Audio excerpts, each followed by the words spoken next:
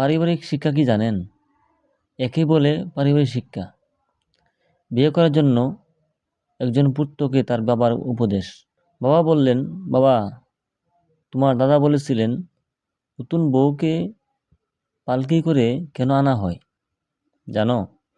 ছেলে বলল, বাবা জানি না। তখন বললেন যে তাকে তো গরুর গাড়িতেও আনা যেত। তা না করে পালকিতে আনা হয় কারণ সে কত সম্মানিত তা বোঝানোর জন্য।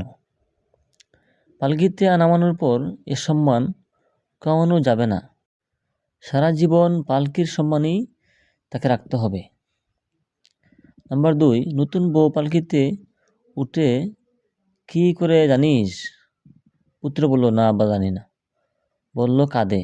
কেন কাঁদে? শুধু ফেলে আসা স্বজনদের জন্য কাঁদে না, নতুন জীবন কেমন হবে সে বইও কাঁদে।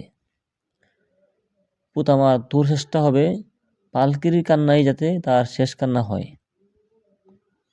পুত্রকে বললেন যে তোর চেষ্টা হবে পালকির কান্নাই যেন তার শেষ কান্না হয়। এরপর আর মাত্র দুটো উপলক্ষে সে কাঁদবে। একটি হলো মা হওয়ার আনন্দে, আরেকটি হলো তুই চলে যাওয়ার পর। একটি হলো মা হওয়ার আনন্দে কাঁদবে, আরেকটি তুই দুনিয়ার থেকে চলে যাওয়ার পর কাঁদবে।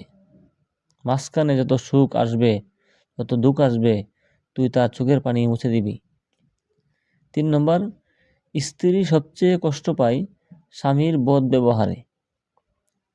দেখ, আমি খুবই বদমেজাজি, কিন্তু কেউ বলতে পারবে না আমি তোর মায়ের সামনে কোনোদিন উঁচু গলায় কথা বলছি। বিয়ে মানে আরেকটি মেয়ের দায়িত্ব নেওয়া। এটা ঠিকভাবে পালন না করলে আল্লাহর কাছে দায়ী থাকতে হয়। নাম্বার 5, আরেকটি কথা, সব মেয়েদের রান্নার হাত ভালো না, কিন্তু সবাই রান্না ভালো করার সর্বোচ্চ চেষ্টা করে। তাই রান্না নিয়ে বউকে কোনোদিন খোঁটা দিবি না।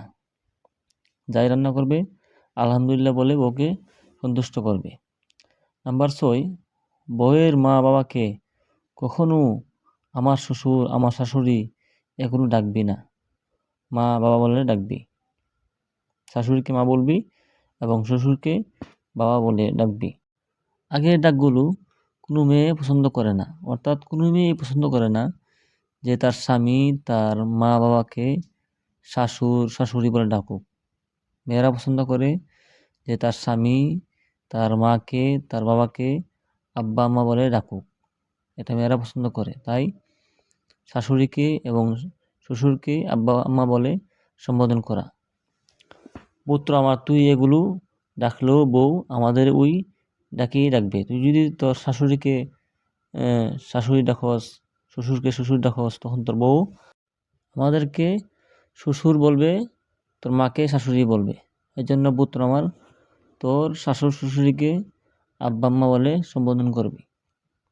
প্রিয় দর্শক, এটা ছিল একজন পিতা তার পুত্রকে উপদেশ দিয়েছিল বিয়ে করার সময়, যে পুত্র আমার, তুমি এই কথাগুলো শোনো।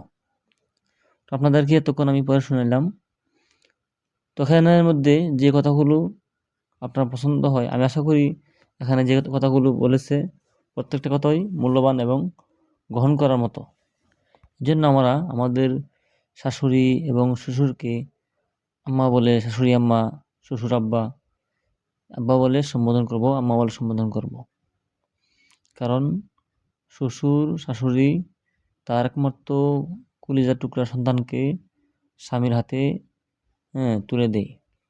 যেন আমরা শ্বশুর শাশুড়িকে সম্বোধন করব আব্বা আম্মা বলে, এবং বউকে বিনা কারণে বা অযথা কষ্ট দেব না।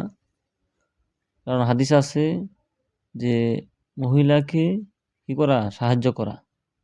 নবীজি সফর থেকে আসলে বা কোনো কাছ থেকে আসলে, বাড়িতে আসলে দেখতেন যে আম্মাজান আয়েশা রাদিয়াল্লাহু আনহা কাজ করতেছেন, তখন নবীজি সাহায্য করতেন, বিবিদেরকে ভালোবাসতেন। এই জন্য আমরা আমাদের স্ত্রী বা আমাদের আম্মা বা আমাদের বোন যারা আছে তাদেরকে কী করবো, ভালোবাসবো, তাদেরকে সাহায্য সহযোগিতা করব। এবং স্ত্রীদেরকে কখনো মারবেন না, বুঝাইবেন, তাদেরকে ভালোবাসবেন, আদর করবেন, সোহাগ দিবেন। কারণ স্ত্রী বা মহিলারা হলো আদরের জিনিস।